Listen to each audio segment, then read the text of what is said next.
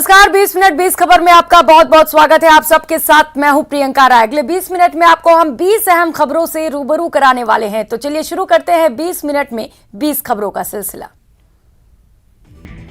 जैसलमेर जिले में मलेरिया ने रफ्तार पकड़ ली है। हालत यह है कि हर रोज जिले में 8 से 10 मलेरिया मरीज सामने आ रहे हैं। शनिवार को तो मलेरिया विस्फोट ही हो गया जब एक ही दिन में 30 मलेरिया मरीज सामने आए, जिसके बाद जवाहर जिला अस्पताल मलेरिया मरीजों से ही फुल हो चुका है। सुबह ओपीडी शुरू होने से पहले ही अस्पताल में लंबी लंबी कतारें लगनी शुरू हो जाती हैं। दोपहर तक मरीजों की भारी भीड़ पड़ती है। पिछले 2 दिन से जवाहर अस्पताल की ओपीडी 1700 के पार पहुंच चुकी है। हालात इस कदर बिगड़ गए हैं कि अस्पताल में अतिरिक्त बेड लगाने पड़ रहे हैं। मलेरिया मरीजों की संख्या ग्रामीण इलाके से ज्यादा आ रही है। इससे अंदाजा लगाया जा सकता है कि ग्रामीण क्षेत्रों में मच्छरों का प्रकोप ज्यादा है। जिला अस्पताल का चिल्ड्रन वार्ड भी बीमार बच्चों से भरा हुआ है। यहाँ तक कि बेड की संख्या कम पड़ रही है। आलम यह है कि एक बेड पर 2 से 3 बच्चों का इलाज चल रहा है। तो हो गया 4 दिन हो गए मेरे को। पहले दिन तो भर्ती करे तो नीचे ग्राउंड में बोतलों मोचे भी नहीं। बॉर्डर से लोग 100 किलोमीटर से लोग यहाँ आ रहे हैं। देखने को कुछ नहीं मिल रहा है, बस खुले में बाहर ये मच्छर काट रहे हैं, खुले में सो रहे हैं। बच्चों के पोषण के साथ पढ़ाई के लिए सरकार आंगनबाड़ी केंद्रों पर अच्छा खासा पैसा खर्च कर रही है, लेकिन इसके बाद भी आंगनबाड़ी केंद्रों की हालत अच्छी नहीं है। सिरोही जिले के रेवदर के सरियाखेड़ा गांव का आंगनबाड़ी केंद्र अपनी बदहाली पर आंसू बहा रहा है। यह आंगनबाड़ी केंद्र पिछले 5 साल से जर्जर हालत में है, जिसके कारण पढ़ाई तो दूर, बच्चों को पोषाहार भी बाहर बैठाकर ही दिया जाता है। मतलब साफ है कि आंगनबाड़ी केंद्र कभी भी धराशायी हो सकता है, लेकिन संबंधित विभाग को उससे कोई मतलब नहीं है। यहाँ पोषाहार और पढ़ाई के लिए आने वाले बच्चों की जिंदगी से खिलवाड़ हो रहा है। बिल्डिंग की छत का प्लास्टर कई जगहों से उखड़ चुका है। ऐसे में यहाँ कभी भी हादसा हो सकता है। तो ये अभी देखने आऊंगा, देखने कोई आवे करे ना हो। मैं बच्चे आते हैं, हम बाहर भी जाएगा, क्या पता कभी गिर जाता है।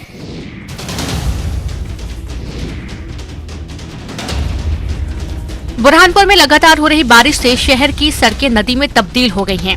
तस्वीरों में आप देख सकते हैं कि किस तरह सड़कों पर पानी भरा है और लोग उससे गुजरने के लिए मजबूर हैं। दरअसल थोड़ी ही बारिश होने पर बुधवारा रोड पर पानी जमा हो जाता है, जिससे लोगों को आवाजाही में काफी परेशानी होती है।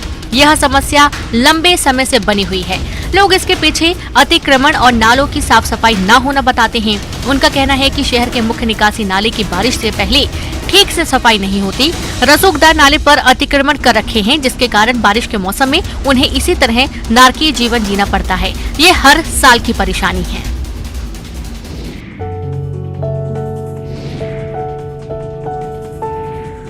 खरगोन जिले के भगवानपुरा और उसके आसपास हुई जोरदार बारिश से नदी नाले उफान पर हैं। लोगों को काफी परेशानियों का सामना करना पड़ रहा है।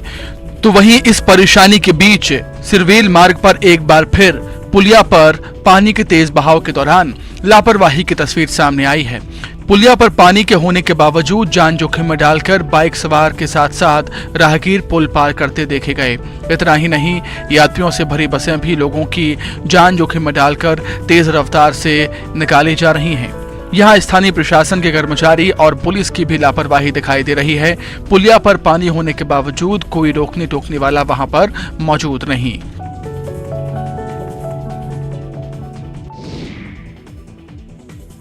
पहाड़ी क्षेत्रों में हो रही भारी बारिश के साथ साथ प्रदेश में हुई बारिश से अयोध्या में सरयू नदी का जलस्तर खतरे के निशान को पार कर गया है।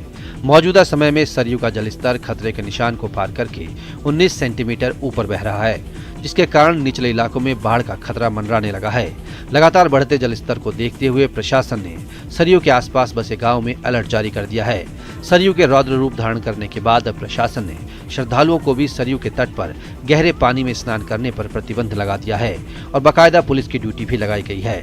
सरयू के घाटों पर सुरक्षा की दृष्टि से जंजीर लगाई गई है, जिसके अंदर ही स्नान करने के लिए श्रद्धालुओं से निवेदन किया गया है।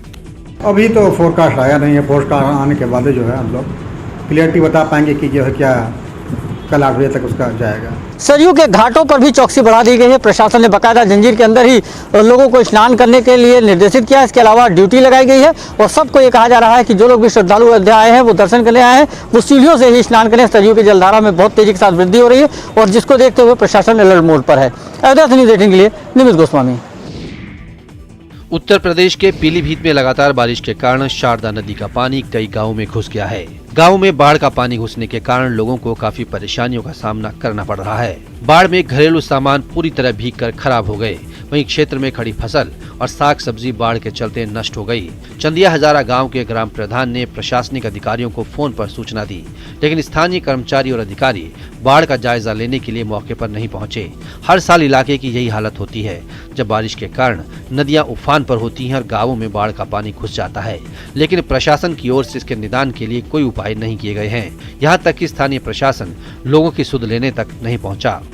बाढ़ आया हुआ है, कोई प्रशासनिक अधिकारी अभी तक पहुंचे नहीं है। लेखपाल ने कल सूचना दिया कि पानी छोड़ा गया है, लेकिन ज़्यादा नहीं, लेकिन उनके हिसाब से जो है गलत सूचना था। कोई नहीं आया, कोई अधिकारी ना कुछ, कोई नहीं आया कुछ नहीं। दशहरा आने वाला है और फिर दिवाली, लिहाजा आने वाले 2 महीनों में त्योहारी सीजन रहेगा। ऐसे में लोग अपने राज्यों या घरों तक पहुंचने के लिए ट्रेन में पहले से ही रिजर्वेशन करवा रहे हैं, लेकिन लाखों यात्रियों के इस दबाव को झेलने के लिए रेलवे को अभी बहुत सी तैयारियां करनी होगी, क्योंकि यात्रियों का अब सैलाब आने वाला है। त्योहारी सीजन को देखते हुए उत्तर पश्चिम रेलवे ने कमर कस ली है। प्रथम चरण में एक स्पेशल ट्रेन का संचालन शुरू कर दिया गया है और फिलहाल यात्रियों का दबाव कम करने के लिए एक साथ 8 ट्रेनों में डब्बों की बढ़ोतरी की गई है, लेकिन ये इंतजाम नाकाफी रहने वाले हैं। ऐसे में रेलवे चरणबद्ध तरीके से यात्रियों की मांग को देखते हुए आगे भी ट्रेन में डिब्बों में बढ़ोतरी करना जारी रखेगा। साथ ही और भी नई ट्रेनों का संचालन शुरू करेगा। सूत्रों की माने तो सिर्फ NWR ही त्योहार के लिए 10 से ज्यादा नई ट्रेन का अस्थायी संचालन शुरू करने जा रहा है। देवभूमि उत्तराखंड अपनी खूबसूरती के साथ कई पर्व और परंपराओं को समेटे हुए है। यहाँ के लोक पर्व, तीज त्योहार और परंपराएं इस पावन धरा को अलग ही पहचान दिलाते हैं। इन्हीं त्योहारों में सोमेश्वर देवता का सेलकू मेला भी शामिल है। ये मायके आई बेटियों के लिए खास होता है। उत्तरकाशी में मां गंगा के शीतकालीन प्रवास मुखवा में पौराणिक सेलकू मेला बड़े धूमधाम से मनाया गया। भारत चीन अंतर्राष्ट्रीय सीमा के अंतिम गांव मुखवा में हिमालय क्षेत्र के राजा कहे जाने वाले सोमेश्वर देवता का आसन लगाया गया। इस मेले में द्वे पक्षवार छोटी कुल्हाड़ी के ऊपर चलकर अपना आसन लगाते हैं। वहीं ग्रामीण भगवान सोमेश्वर को ब्रह्म कमल का प्रसाद चढ़ाते हैं, जबकि ससुराल से मायके आई बेटियां भगवान सोमेश्वर को अपनी भेंट देती हैं और आशीर्वाद लेती हैं। ये मेला पौराणिक है और ग्रामीण घरों में स्थानीय पकवान बनाकर मेहमानों की आवभगत करते हैं। स्थानीय बोली में सेलकू का अर्थ होता है सोएगा कौन, इसलिए ग्रामीण पहले पूरी रात लोक नृत्यों का आयोजन करते हैं। मेले के समापन पर सभी मेहमानों को ब्रह्म कमल भेंट कर खुशहाली की कामना कर विदा किया जाता है। टिहरी झील पहुंचने वाले पर्यटकों को वाटर एडवेंचर स्पोर्ट से जुड़ी एक्टिविटी तो टिहरी झील में मिल जाती है, लेकिन और कुछ एक्टिविटी या नए टूरिस्ट स्पॉट नहीं होने के चलते वो यहाँ रुक नहीं पाते हैं। ऐसे में टिहरी झील के विकास के लिए उत्तराखंड और प्रदेश सरकार लगातार अपनी कोशिशों में जुटी हुई है, ताकि इस इलाके को पर्यटन के क्षेत्र में पूरी दुनिया में नई पहचान मिल पाए। टिहरी झील मेगा प्रोजेक्ट के तहत टिहरी झील और आसपास के इलाके को डेवलप करने की योजना है। टिहरी झील बनने के बाद से अलग थलग पड़े अब झील से सटे प्रतापनगर क्षेत्र को भी पर्यटन सर्किट से जोड़ने की योजना है, जिसके तहत पर्यटन विभाग की टीम इन दिनों प्रतापनगर क्षेत्र का सर्वे कर रही है।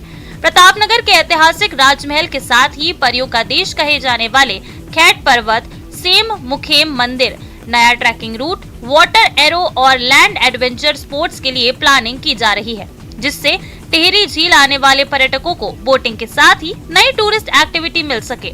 पर्यटन अधिकारी का कहना है कि इसके लिए नए कंपोनेंट पर काम किया जा रहा है। रामनगरी अयोध्या में इस साल होने वाले दीपोत्सव में 14 लाख से ज्यादा दीप जलाकर विश्व रिकॉर्ड बनाए जाने की तैयारी की जा रही है। तो वहीं राम की पेड़ी पर लेजर शो, आतिशबाजी का भी भव्य आयोजन होगा। यहाँ पहली बार ड्रोन शो के जरिए रामायण के प्रसंगों को आकाश में दिखाया जाएगा। दरअसल रामनगरी अयोध्या में पिछले 5 सालों से दीपोत्सव के आयोजन की भव्यता बढ़ती जा रही है। लगातार विश्व रिकॉर्ड बनते जा रहे हैं। मंडल आयुक्त ने बताया कि इस बार ये सबसे अलग होगा। आकाश में होने वाला ड्रोन शो सबसे अलग होगा। इसके साथ ही हमारा उद्देश्य होगा कि इस बार हम लोग 14 लाख से ज्यादा दीप जला सकें। उन्होंने कहा कि और भी तमाम योजनाएं बनाई गई हैं, लेकिन वो जब तक मूर्त रूप ना लें तब तक इसका खुलासा नहीं किया जा सकता। देखिए, अलग का एक तो हम लोग अच्छा ड्रोन शो, इस बार सुंदर ड्रोन शो होगा, और उसके अलावा हमारा उद्देश्य है कि इस बार हम 14 लाख से अधिक दिए, पिछली बार 9 साढ़े 9 लाख जलाए थे, उससे ज़्यादा जलाएं। झुमकी घाट, निर्मोचन घाट, इन पे जो है अतिरिक्त दीप रखने की व्यवस्था की जा रही है। साथ ही साथ वहाँ पे बैरिकेडिंग का काम या फिर और जो जगह हम तलाश सकते हैं उसकी जो है अभी कार्य जारी है। और एक चैलेंज रहेगा, क्योंकि घाट के बगल में ये हवा का प्रवाह रहता है, तो उसको कैसे देखना है उस पर भी हम लोगों ने अभी निरीक्षण किया है। चास प्रखंड के सिजवा गांव में अनोखे तरीके से मां मनसा देवी की पूजा की जाती है। मनसा पूजा पूरे भादो महीने में होती है। गांव के रहने वाले फणिभूषण मंडल को मां मनसा 10 दिन पहले सपने में आती हैं और उन्हें यह कहती हैं कि तालाब में मैं नाग के रूप में विराजमान हूं। आप वहां जाकर डुबकी लगाएं और पानी के अंदर से मुझे निकालकर मां मनसा की मूर्ति के समक्ष ले जाकर पूजा करें। तब शोभा यात्रा निकालकर तालाब में भारी भीड़ उमड़ती है और भारी भीड़ की मौजूदगी में फणिभूषण मंडल लबालब गहरे पानी में डुबकी लगाते हैं और नाग देवता को साथ में लेकर पूजन स्थल लाते हैं। यहाँ जो कोई भी आता है उसकी मनोकामना पूर्ण होती है। पूजा के बाद मंदिर से नाग देवता अपने आप चले जाते हैं। इस दौरान किसी के साथ कुछ भी अनहोनी नहीं होती। तस्वीरों में साफ देखा जा सकता है कि किस प्रकार मां मनसा के भक्त फणिभूषण मंडल के हाथ में नाग देवता विराजमान रहते हैं। नाग देवता जरूर अपने फन को ताने उपकार लगाते हैं और लोगों पर वार भी करते हैं, लेकिन किसी को कुछ नहीं होता। जैसा कि हम जानते हैं कि नाग देवता पानी में वास नहीं करते। ऐसे में पानी के अंदर से नाग देवता को उठाकर निकालना अपने आप में एक रहस्य से कम नहीं है।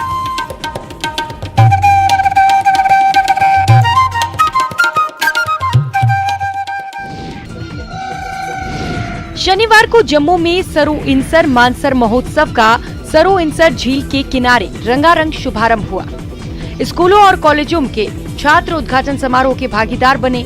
महोत्सव के दौरान स्थानीय संस्कृति प्रस्तुतियों के अलावा लेजर शो आकर्षण का केंद्र रहा।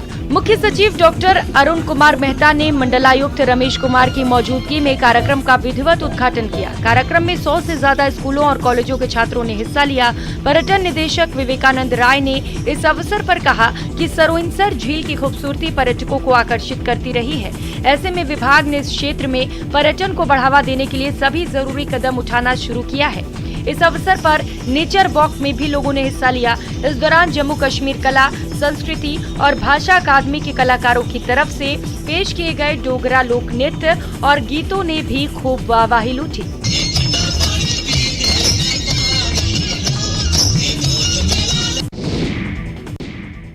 भारतीय संस्कृति पूरी दुनिया को अपनी ओर आकर्षित करती है। इसका ताजा उदाहरण वाराणसी के त्रिलोचन महादेव मंदिर में देखने को मिला, जहाँ 7 समंदर पार से आए विदेशी जोड़े ने भारतीय रीति रिवाज से विवाह कर 7 जन्मों तक साथ रहने की कस्में खाई।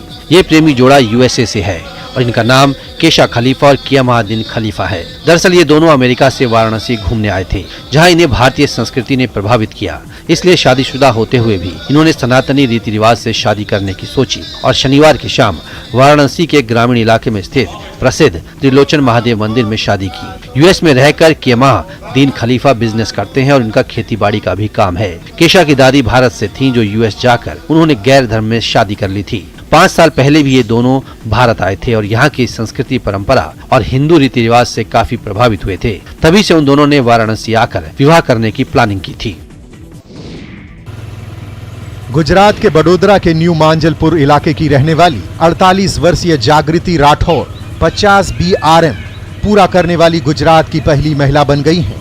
जागृति अब तक 64,000 किलोमीटर से ज्यादा साइकिल चला चुकी हैं और कई राष्ट्रीय स्तर की साइकिलिंग प्रतियोगिता में हिस्सा ले चुकी हैं।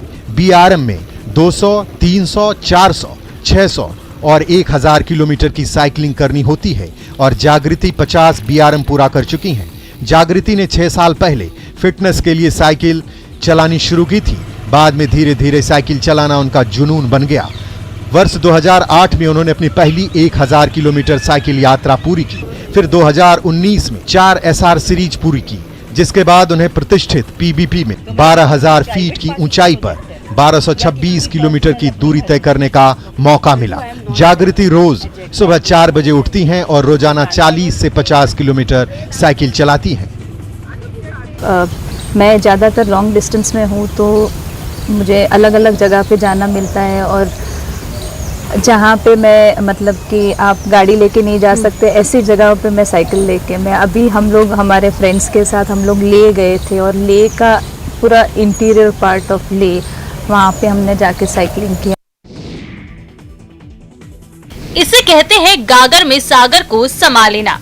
देखिए 7 बादाम पर देश के पीएम नरेंद्र मोदी के 7 दशकों का सफर। 17 सितंबर 2022 को पीएम मोदी ने अपने जीवन के 72 साल पूरे कर लिए। इस खास मौके पर लोगों ने पीएम की दीर्घ आयु की कामना की। वहीं कई लोगों ने अनोखे तरीके से पीएम को जन्मदिन की बधाई दी। ओडिशा की राजधानी भुवनेश्वर की एक कलाकार ने भी अनोखे अंदाज में पीएम को बधाई दी। इस कलाकार ने 7 बादाम पर पीएम मोदी के बचपन से लेकर जीवन की बड़ी उपलब्धियों को अपनी कला के जरिए उकेरा। कलाकार ने कहा कि बादाम खाने से प्रोटीन की जरूरतें पूरी होती हैं और दिमाग तेज होता है। इसीलिए ही उन्होंने अपनी कला के जरिए पीएम मोदी की उपलब्धियों को आकार देने के लिए बादाम का चुनाव किया। युवा कलाकार ने कहा कि पीएम मोदी शानदार काम कर रहे हैं और भगवान जगन्नाथ उन्हें दीर्घायु दें, यही कामना है। 20 मिनट 20 खबर में फिलहाल इतना ही। मुझे दीजिए इजाजत। नमस्कार।